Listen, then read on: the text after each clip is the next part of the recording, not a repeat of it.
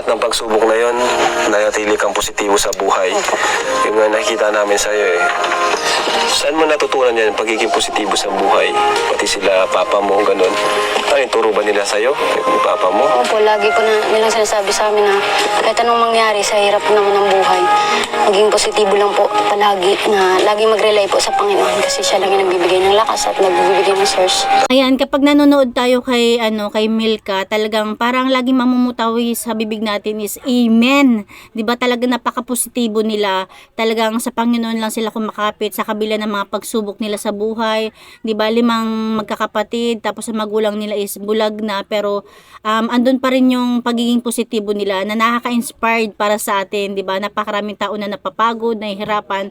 Pero kung papanoorin mo ang buhay nila, ang sitwasyon nila, siguro masasabi mong maswerte ka pa. Kasi 'di ba, napakaraming tao na may trabaho na, maganda na yung sitwasyon, makaramdam lang ng pagod, ng paghihirap is nagrereklamo na. Pero ito, panoorin natin sila Milka na sa kabila ng sitwasyon nila, andyan pa rin talaga yung pananalig nila sa ating Panginoon, yung pasasalamat nila. Doon lang talaga sila bukod tanging kumakapit, na sana is kapulutan natin ng aral. Ayan, wag nating kalimutan na magpa-thank you lagi sa ating Panginoon, ano mga nangyayari sa buhay natin. At syempre, thank you sa ating Ama ng Kalinga, Kuya Bal Santos Matubang, sa kanya may bahay, Ate Edna Vlog, at syempre Kalinga Prab. Ayan, wag nating skip yung kanilang mga ads, dahil doon man lang is nakakatulong tayo sa kanilang mga pabahay, dahil ang kanilang pagtulong sa mga taong nangangailangan is hindi biro, talagang napaka ganda, panghabang buhay na pagtulong, 'di ba? Pabahay, edukasyon, at minsan may update pa yan, nabahayan na sila, natulungan na, ina-update pa nila kung paano na ba o ano na ba yung sitwasyon nila. Kaya ayan, wag nating skip yung kanilang mga ads. At hindi lang Kalingap, lahat ng mga charity vlogger natin dito sa Pilipinas o sa ibang bansa, talagang support natin. Napaka sarap sa pakiramdam na yung mga sinusuportahan natin is nakakatulong din talaga. Ayan, ito, tunghayan natin ang kwento sa pangalawang pagkakataon na pagbisita ni Kalinga Prab sa buhay nila Milka. Ayan, na bigyan natin ng, gawin nating inspirasyon sa buhay para hindi tayo makaramdam ng pagod o pagrereklamo. Ito, panoorin natin. Ayan mga Kalingap, hello po. Welcome back po sa ating channel. Nandito tayo muli kina Milka, yung anak ng mag-asawang bulag. Ano po, na natagpuan natin dito sa bundok ng Camarines Norte. Napakalayo po. Pero dito tayo ngayon para balikan sila at kumustahin. So maraming salamat po sa nanood, nagsuporta po sa vlog natin kina Milka. Mga Kalingap, samahan niyo po kami at huwag niyo po kalimutan i-like and subscribe po ang ating YouTube channel, pati na rin po ang channel ni Kuya Bal Santos Matubang. So, dito tayo mga Kalingap. Tao po! Hello po! Milka, kumusta? Ayan. Tuloy po kayo, Kuya Ra. O, dyan mo. Tingnan nyo, di ba? Sa kabila ng hirap ng buhay nila, ng sitwasyon, talagang lagi nakangiti ang ang Milka.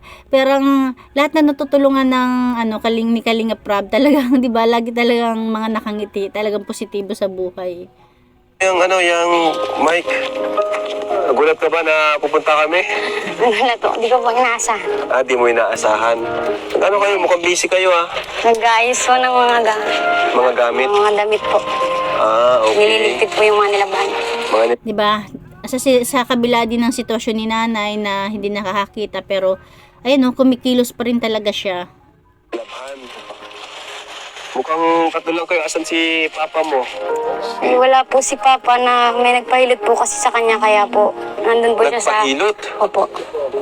Buti na lang din marunong pala si tatay maghilot, kahit papano is dagdag income din yun sa kanila. Ibig sabihin, naghihilot din si Tatay Baltazar. Opo. Saan siya naghihilot? Doon po sa may bundok. Sa may bundok? Opo. Wow! Grabe. Kasama po yung isa kong kapatid na lalaki. Hindi kayo lang nandito ngayon. Malayo yung bundok? Malayo po. Kanina pa po sila. Paano ka? Diba malayo na nga yung bahay nila, yung lugar nila. Tapos yung pinaghilutan ng tatay nila, malayo rin. Pero kasama yung kapatid na lalaki, kahit paano is may umaalalay. Nagkakasya dito? Saan kayo natutulog? Dito po. Dito na rin? Hindi kasi natin nadjempohan na andyan lahat, no? Yung 5 magkakapatid. Sa... Dito kami. Sa ano? Nag-ayos po kasi kami ng gamit kaya pasensya na po kung magulo pa po. Okay lang. Yung, Oo. kasi po, mga nilaban Mga nilabhan. po. Powder? Powder? Ano ni oh, ayan oh. Ay! Dalawa daw.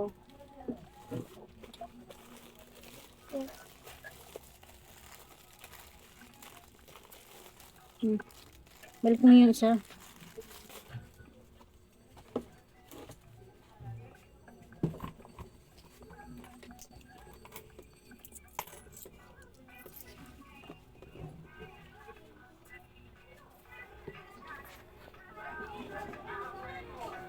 So ikaw naman ang nagtutulong sa labahan dito. Opo, tulong po kami ng kapatid ko. Wala kayong pasok ngayon. Half day po, kakarating ko lang po. Half day. Hindi po natagal Sakto bago. pala yung ano namin dati. Opo. Napanood mo na ba, Milka, yung vlog natin? Napanood ko po, lagi ko po pinapanood. Natuwa ka naman sa mga Opo. support ng mga viewers. Opo. Hindi ko nga po in-expect na marami nakapanood at naka-appreciate yung boses ko po dun. Ang ganda kaya ng boses mo. Oo nga, 'di ba? Talagang napakarami humanga at bumilib kay Milka at kay tatay sa ganda ng boses nila. Tapos sa mga namumutawi sa bibig na talaga na word of God. Kabahan po ako dun. Kinakabahan ka pala nun. Opo. Paano pa kaya kung hindi, Sa church ko lang po kasi yun kadalasan kinakanta. Bihira po ako magano na maraming makakarinig eh. Pero dapat maging proud ka. Kasi para kay Lord yun eh. Oo nga po. Dinedicate ko naman po sa Panginoon. Buti nga, yun yung pinili mong kantahin para sa ating Panginoon. Grabe kang kumilos, ang bilis mong kumilos. Para ka rin si Dara. Ganyan talaga pag sanay na sanay sa gawain, mabilis kumilos. Si Dara, si Althea, Kilala mo ba si Dara? Yung ibang tinutulungan din namin. Ay, nakita ko po dun sa... Nakita mo lang din. Halos magkaka-edad lang din naman kayo. 18 ka na, no? Opo. Ayun, 18. So, Nay, kumusta kayo, Nay? Okay lang. Salamat sa pagdalaw ulit. Ayan po. Kumusta man po yung Sabi ni nanay, salamat daw sa pagdalaw ulit. namin, Nay? Nagustuhan niyo po ba yung pagbisita ng Kalingap sa inyo po? Siyempre, magugustuhan at ay nakakapagdala ng mga Parang kailangan.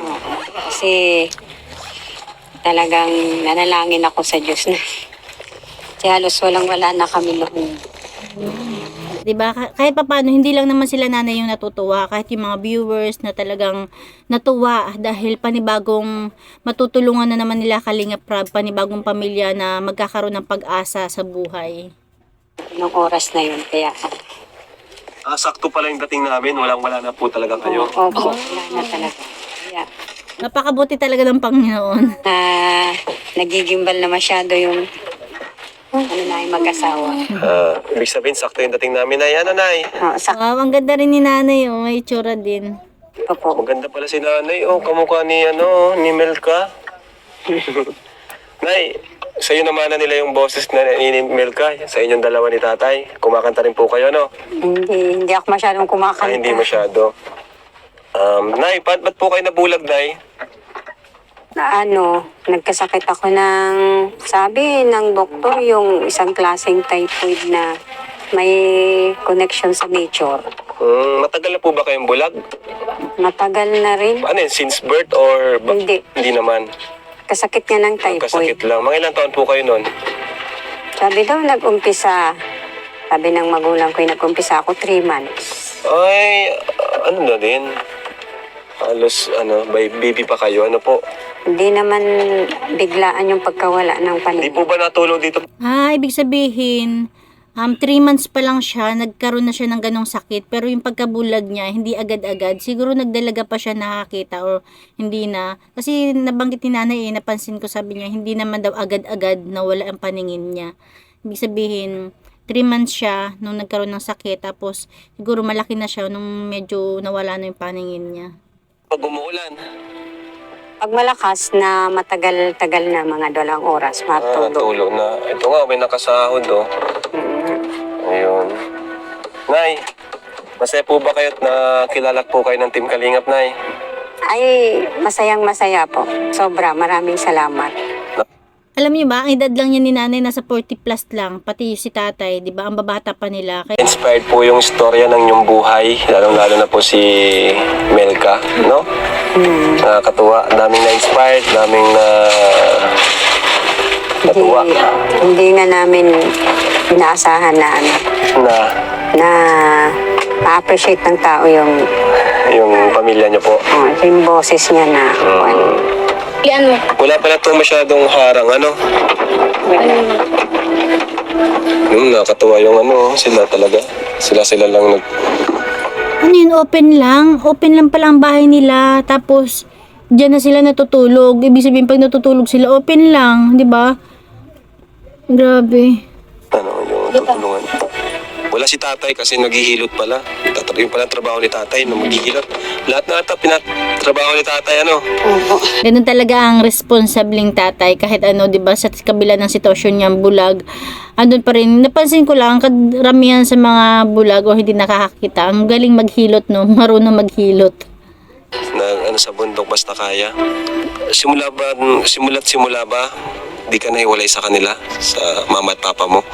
Talagang kasama ka na nila kahit Dito saan? lang pong mag-pandemic. Punta po ako dito kaya po nagsunod na lang po sila kasi hindi na po kaya dun. Bali, siya pala yung nauna dito sa Daet. Tapos yung mga magulang niya nasa Naga. Nagtrabaho pala siya dito, tapos sumunod na lang yung mga magulang niya. Umuwi ka pala dito. Sa hirap po ng Ano may mga dinanas mo noon na nandun ka pa dati? Para lang matustusan yung mga pangangailangan mo. Ano yung mga ginawa mo? Katulad po nung nung pumasok na po ako sa junior high school. Alas dida po ako nakakapasok lagi nun kasi po, naranasan ko ng magtrabaho. Siguro 13 years old po ako. 13 years old, nagtrabaho ka? Po ako sa karinderya, pumasok po ako doon. Halos isang taon din po ako doon kaya di ako nakapasok kasi kulang na kulang po sa pangangailangan. Tapos marami po kami nag-aaral. Grabe, di ba? 13 years old, nagtatrabaho na siya. Tapos, wow, nakakabilib naman si Milka. Pero siguro hindi nila iniinda yun, or positibo sila sa sa buhay. Di ka pala nakapasok nun. Kaya po, So, dapat po nagkarinderya tapos ka? na po. Okay. Paano mo nalampasan yung mga ganong pagsubok sa buhay? Lagi lang po ako nagre-rely sa Panginoon, tapos nagiging positive ako palagi na tinitingnan ko po palagi yung kahinatnan ng ginagawa ko. Amen! Galing ni Milka. Sabi ko, it's either good and bad. Sabi ko, kung ano man kahinatnan nun, basta makakatulong sa akin at sa pamilya ko. Gagawin ko po. Galing naman sumagot ni Melka at halatang napakatalino ni Melka. So sa buong lahat ng pagsubok na yon, nanatili kang positibo sa buhay. Yung nga nakikita namin sa'yo Saan mo natutunan yan, pagiging positibo sa buhay? Pati sila papa mo, ganun. Ano yung turo ba nila sa'yo? Yung papa mo? Opo, lagi po nilang sinasabi sa amin na kahit anong mangyari sa hirap naman ng buhay, maging positibo lang po palagi, na lagi mag-rely po sa Panginoon kasi siya lang yung nagbibigay ng lakas at nagbibigay ng source. Anong ma-advise mo, Melka, sa mga kagaya mong kabataan na minsan ay nag-down, nawawala ng pag-asa?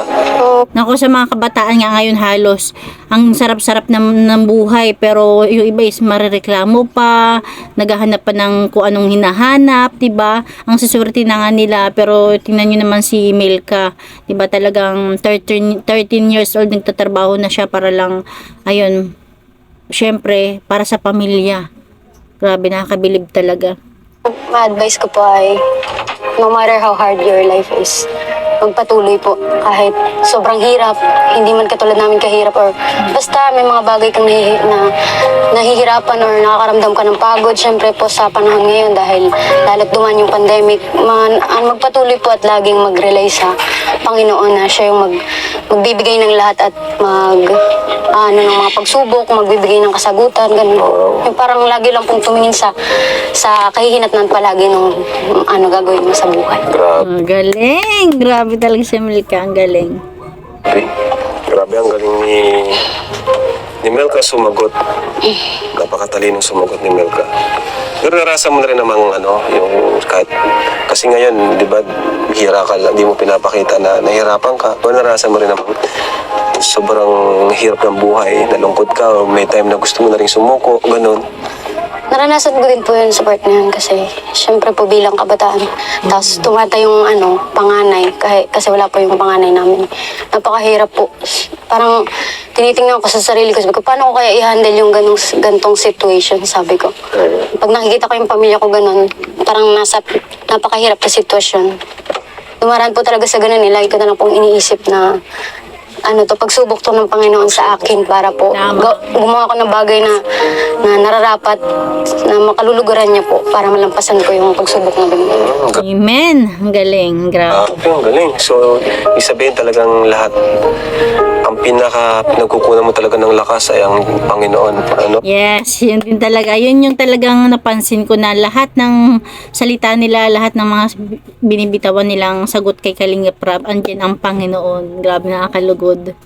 Sa lahat ng problema, kailan mo pa nakilala ang Diyos na talagang grabing sobrang lakas na binibigay sa iyo? Kailan pa? Bale, since pinanganak ako po ay talagang naging believer na po kami. Tapos, lalo lang po talagang parang naging close ako ganun kasi naging youth na po ako dito lumipat ako dito. Parang, Okay. as lagi na po sa gawain, tapos marami ng bagay Kaya na nag-matured, natututunan. ganun. Salita ng Diyos, ganun po. Ang galing naman ni Melka. Kaya maraming napapabilib ng mga viewers. Ano naman yung masasabi mong proud na proud ka sa iyong pamilya at sa iyong magulang? Ano yung meron sa pamilya mo? Proud na proud po ako sa kanila kasi iisipin mo po bilang isang tao na paano kaya nila nagawa yung palakihin yung mga anak nila, lalo't marami Yun po. nga, isa din ang Tapos, tanong ko. Talaga. sabi ko, sobrang proud ko po sa kanila sa kabila po ng kalagayan nila. Hindi po nila kami sinukuan. Lagi po nila kami naglalaban sa mga pagsubok at higit sa lahat ay hindi nila kami inilalayo sa Panginoon. Alam niyo ba, nung pinapanood ko to kanina na hindi pa ako nagre-reaction, talagang grabe yung luha ko, grabe yung iyak ko.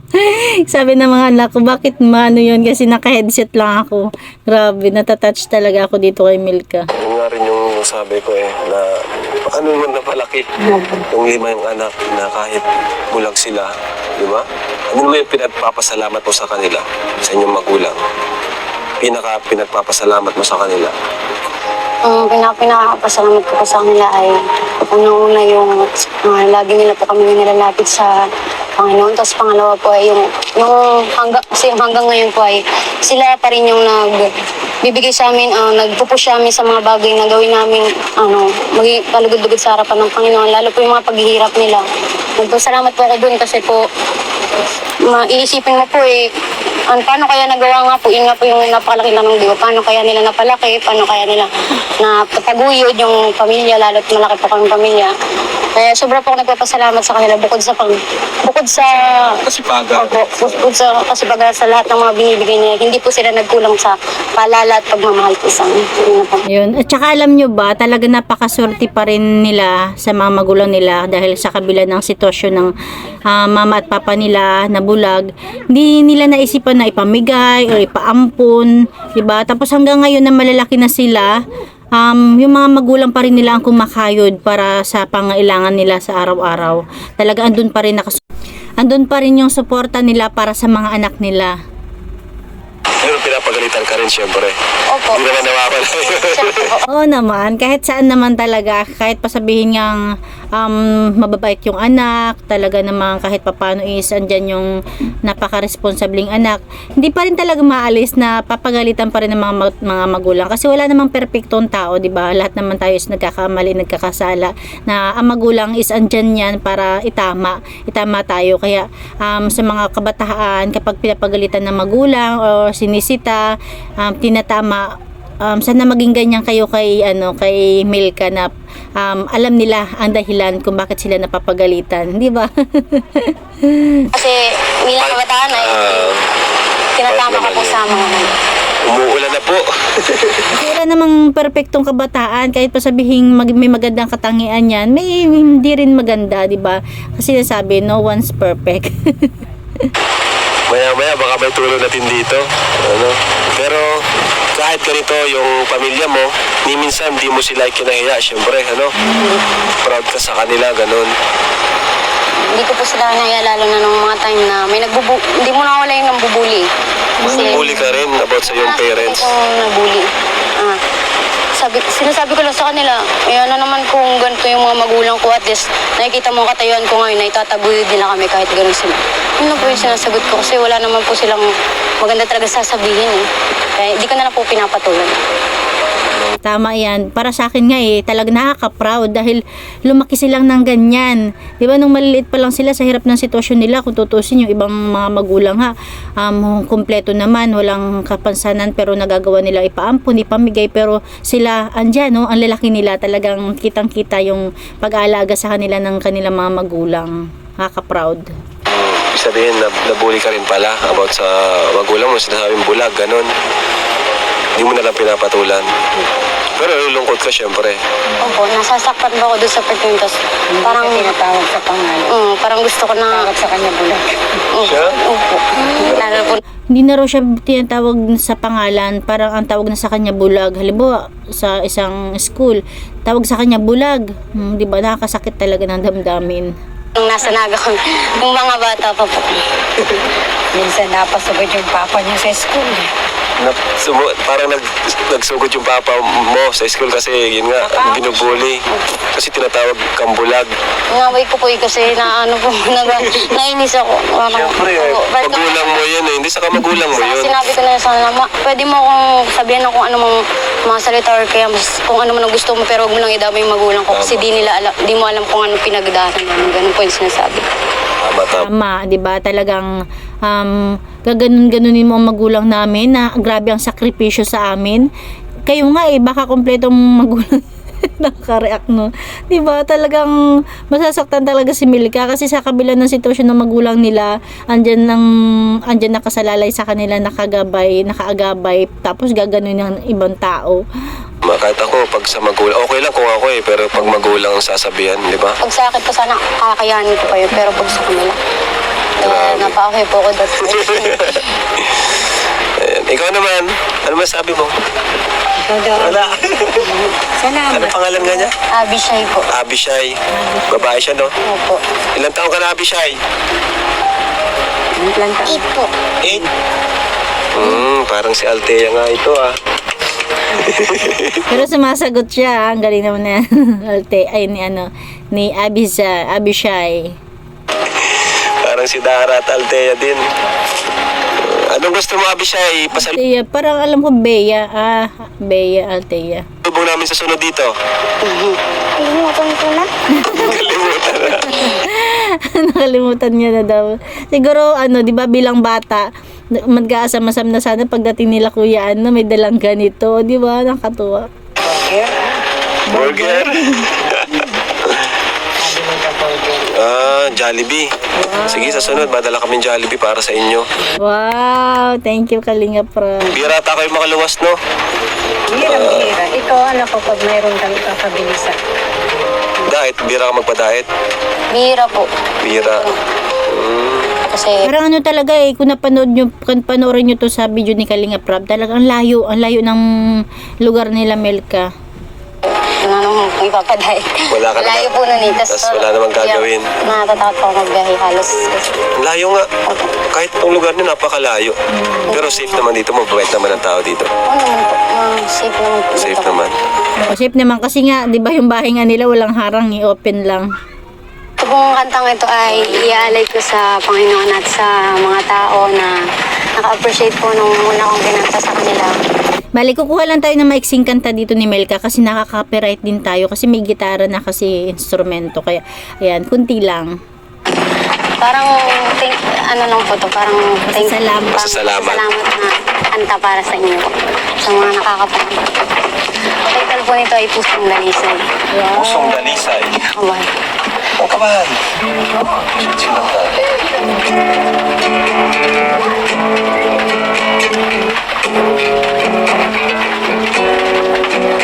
Isang pusong sa'yo'y walang alinlangan.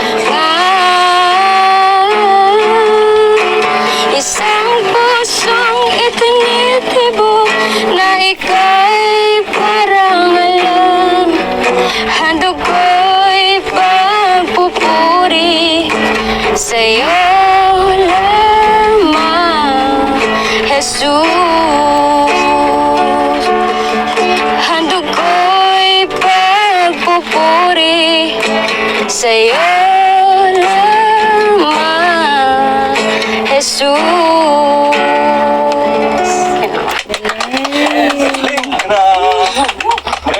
Magaling bro. Galing mo naman, Melka, kumanta. Ba't paano ka natutong kumanta, Melka? At paano ka nahilig mag-gitara? Nung una pa lang po talaga nung nasa Nagaw po kami, favorite ko talaga po yung gitara. Tapos lalo nung hindi ko po alam, lagi po ako nagaganon-ganon sa gitara. Hanggang sa one time may youth po ako nakasama.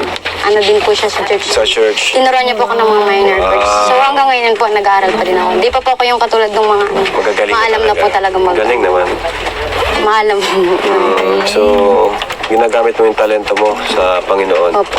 Pag nalulungkot po ako ay dinadaan ko na lang po sa mga kanta, lalo po yung mga part na nadadown ako. Ay nakikita ko yung kalagayan po namin, ng pamilya ko ay lagi ko na lang pong dinadaan sa pagkanta, sa paggitara. Hanggang sa ngayon ay natututo po ako mag-gitara dahil po doon. Pag may free time ako, lalo kapag yung mga sad time ko ay nagigitara pa ako at kumakanta po ako. May mga pagsubok ka, dinadaan mo sa pag-worship sa Panginoon. Ayan, yan yung kagandahan na nakakakilala sa ating Panginoon kapag nakakaramdam ng pagka-down, ng lungkot. Ayan, dinadaan niya sa kanta, sa worship.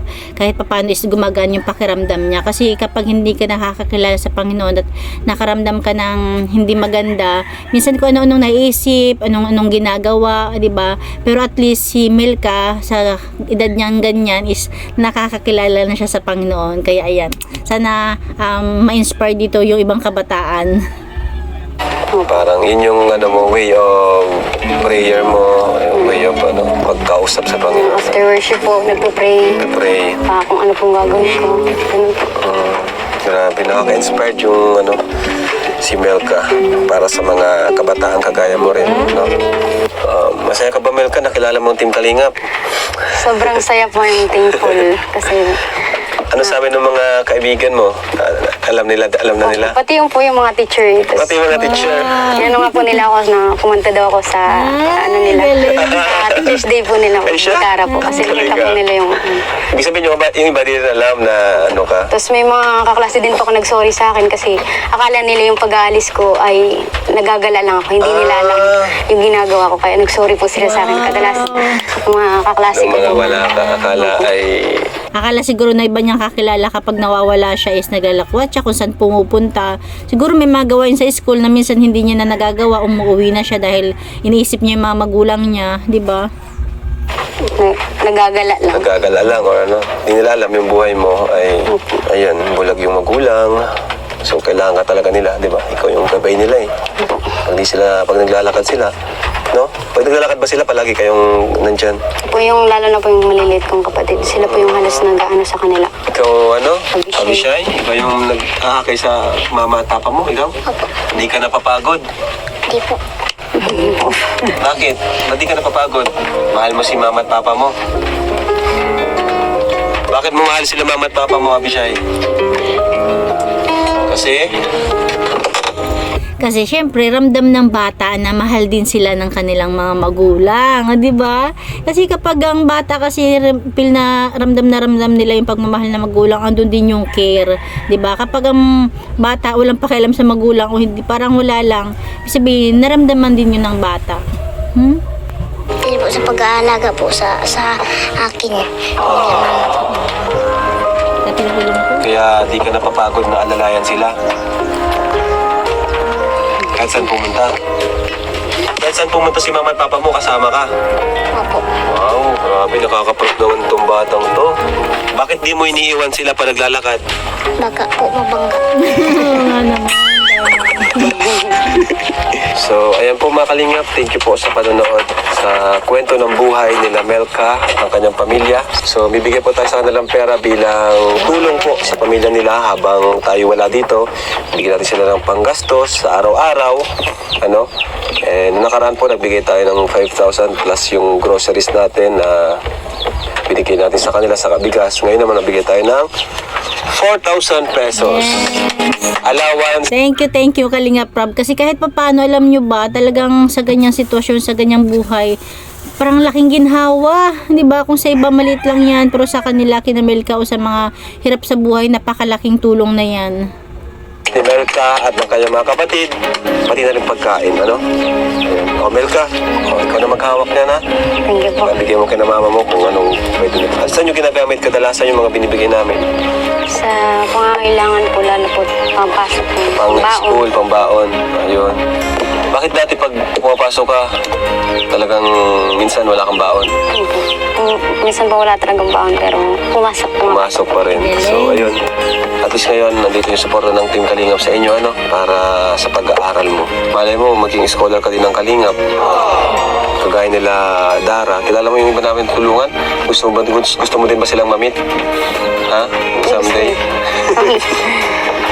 Sa Kalingap Angels ang tawag. Malay mo, mamit mo sila. Sila Dara, sila Erica, si Joy. Ay, kilala man si Joy, di ba? Yun. Yan, si Rose Ann. Ay, galing! Bangers tayo dyan. Bali yung apat nagkita-kita na. Si Rosa at si Melka na lang ang wala. Gusto mo rin silang makilala. Sa sunod, pag ano tayo sa diet, ano? Kapunta ka din doon. Mahihayin siya na si Melka. Mahihayin ka ba o hindi naman? Medyo. Pag di lang po sanay. Pero lang sanay. pag sanay sa itong ingay ko nga po. Hindi naman daw siya mahiyain. Hindi lang siya sanay. Siguro alam niya may camera kasi. Sabi niya kasi ang ingay ko nga po. Ibig sabihin kapag kampante na siya sa tao, mga kaibigan niya, lumalabas din kahit paano yung ingay niya. Parang si ano lang din, si Joy, 'di ba? Si Joy hindi siya KJ. Pangiti-ngiti lang siya, tahimik. Pero kapag nagkakasiyahan, talaga andun din yung kasiyahan niya, 'di ba? Nakakatuwa naman, 'di ba? Kasi kahit papaano na ilalabas nila yung expression nila, yung kasiyahan nila. Minsan kasi akala natin din masayahin yung tao, pero sa kabila nun is may lungkot, 'di ba? Minsan Ayan. So, si Melka po deserve din maging scholarship. So, siguro sa sunod, baka maging scholar din natin si Melka para suporta po sa kanyang pag-aaral. So, ayun po, mga kalingap, maraming salamat po. Huwag niyo po kalimutang i-like ang video na to. Pa-share na rin po para marami po makapanood at makatulong kay Melka. Ayan, at yun. Maraming salamat po sa mga nakakapanood at sa mga taong tumulong po sa amin na nakapanood ng video at sa mga walang sawang nagsusuporta po sa Kalinga. Maraming salamat po at naway po ay patuloy niyo po kaming ipag-pray bawat isa sa amin maging sila Kalinga na po para po patuloy po silang makatulong sa mga katulad namin. Maraming salamat po. ayan, di ba? Napakagandang mensahe ang iniwan ni Milka sa mga viewers sa atin na sana supportahan natin ang Kalingap para mas marami pa silang matulungan na katulad nila Milka na nangailangan. Ayan lang mga Kalingap, thank you for watching. God bless you all and Jesus loves you.